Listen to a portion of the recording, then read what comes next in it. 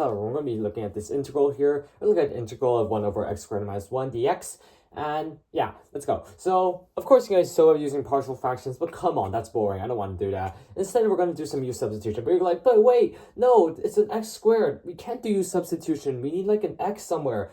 And come on, let me cook. So anyways, what we're going to do is we're going to do x equals secant of theta. So it's not really u sub, but it's just kind of similar. You get what I'm saying?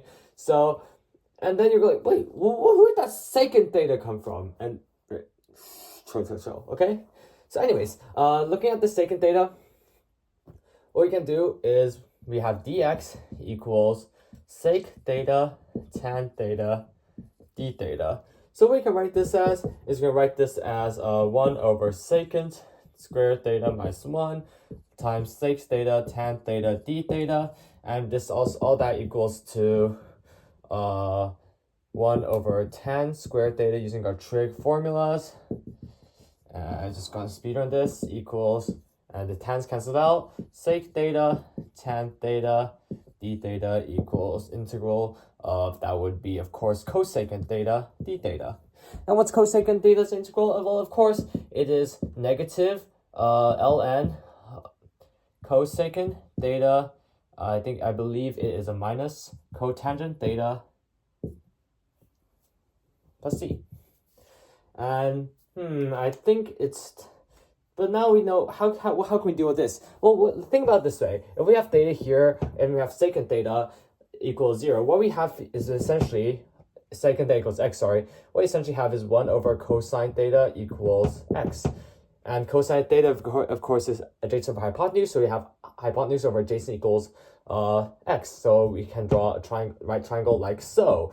And this leg, of course, in the Pythagorean theorem is x squared minus 1. So what can we do now? Well, using this triangle, we can write cosecant theta, which is, of course, 1 over sine theta, as x squared minus 1 over, it will be the other way around, actually.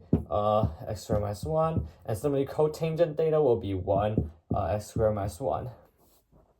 And finally, we can write this as negative ln x minus 1, x squared minus 1.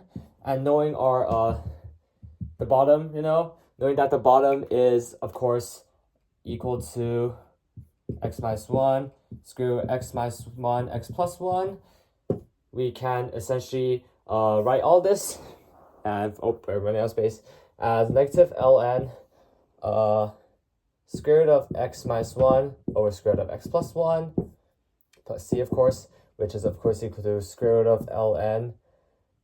And we can, since we know that ln of a to the b equals b ln a, we can write this as negative 1/2, ln x minus 1, x plus 1 plus c. And this is our answer. And you'll find that if you use partial fractions like a bum, you'll get the same answer. And this is so much more simpler and so much easier, evidently. All right, bye.